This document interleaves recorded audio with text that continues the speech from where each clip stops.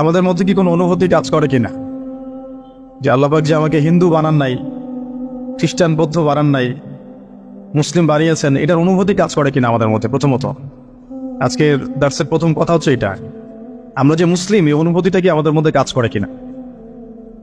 আল্লাহ পাক চাইলে তো আমাকে বৌদ্ধ খ্রিস্টান হিন্দু বানাতে পারতেন, তো আল্লাহ পাক আমাকে মুসলিম পরিবারে জন্মগ্রহণ করার তৌফিক দিয়েছেন। জন্ম নেওয়ার আগে আল্লাহ পাক আমাকে জিজ্ঞাসা করেন নাই তোমাকে কোন পরিবারে জন্ম দিব।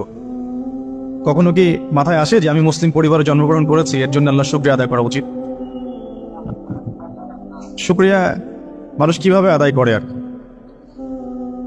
আপনি যদি কোনো ব্যক্তির জন্য বা আপনার স্ত্রী সন্তান আহাল পরিবার মা বাবার জন্য সারা জীবন পরিশ্রম করেন, এই যে আপনারা পড়াশোনা করছেন, চাকরি বাকরি করবেন, কামাই রোজগার করে স্ত্রীদেরকে খাওয়াবেন, এরপরে যখন স্ত্রী কোনোদিন দেখবেন যে আপনার কৃতজ্ঞ হচ্ছে না, কথা শুনছে না, আনুগত্য করছে না, বা সন্তানের পিছনে এত খরচ করার পরেও, এত মেহনত করার পরেও সন্তান কথা শুনে না, তখন বোঝা যাবে কিছুটা যে অকৃতজ্ঞতা কাকে বলে।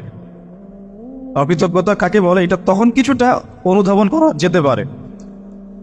যে স্ত্রীর জন্যে, যে পিতামাতা সন্তান সন্ততির জন্যে আমরা এত পড়াশোনা করলাম, মেসে থাকলাম, ডাল ভাত খেয়ে থাকলাম, ঘুম ত্যাগ করলাম, বহু টাকা পয়সা খরচ করলাম, তারপরে একটা চাকরি খুঁজতে গিয়ে জুতা ক্ষয় করে ফেললাম, বসের গালি খেলাম, 9টা 5টা অফিস করলাম, এমন কোনো পরিশ্রম নাই যেটা করলাম না। যাদের জন্য করলাম তারা আমার কথা শুনে না, তারা আমাকে মূল্যায়ন করে না, তারা আমার উপস্থিতির মূল্যায়ন করছে না, আনুগত্য করছে না, নির্দেশ ফলো করছে না। তখন বোঝা যাবে কিছুটা হলেও যে আসলে অকৃতজ্ঞতা কাকে বলে, আর মানুষ হিসেবে আমরা আল্লাহর কাছে কতটা অকৃতজ্ঞ। আজ আল্লাহ রাব্বুল আলামিন নিঃস্বার্থভাবে আমাদের জন্য এত কিছু করলেন বা করেন, করে যাচ্ছেন এবং যাবেন, সেই আল্লাহ পাকের সন্তুষ্টির জন্য আমরা মুসলিম হওয়ার হকটুকু আদায় করতে পারছি না। মুসলিম পরিবারে জন্মগ্রহণ করতে পেরেছি মানে আমাকে তো 5 ওয়াক্ত নামাজ পড়তেই হবে, এর কোনো মাফ নাই। তাহলে আমরা কেন নামাজ পড়ি না? মুসলিম পরিবারে জন্মগ্রহণ করতে পেরেছি মানে হচ্ছে আমাকে রমজান মাসে সওম রাখতে হবে, সওম রাখার মতো রাখতে হবে, তারপরেও বহু মানুষ রাখে না। যাকাত দিতেই হবে, দিতে হবে মানে দিতে হবে বলতে দিলেও হবে, না দিলেও হবে এমন নয়, নিসাব পরিমাণ সম্পদ হলে দিতেই হবে। তবু আমরা অনেকেই দেই না। দিনের ইলম নিয়ে কথা হচ্ছিল, একজন মুসলিমের উপরে দিনের জ্ঞান অর্জন করাটা ফরজ।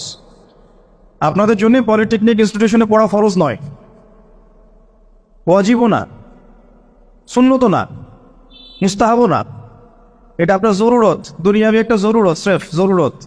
কেমন জরুরত? এটা কাপড় পরা যেমন জরুরত, এটা প্রয়োজন।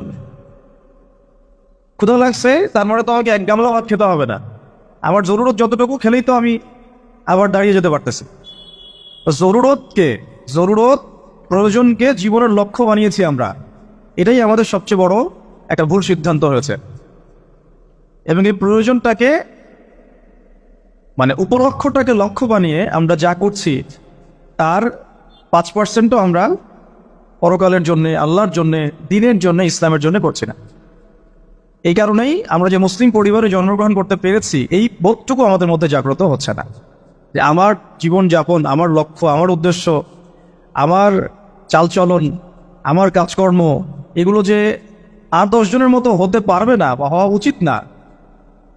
অন্যদের সাথে যে আমার একটা পার্থক্য আছে, আদর্শগত পার্থক্য আছে, জীবনের লক্ষ্য উদ্দেশ্যগত পার্থক্য আছে, এই দুনিয়াতে আসার পিছনে যে রহস্য এর পিছনেও পার্থক্য আছে, গন্তব্যেও পার্থক্য আছে।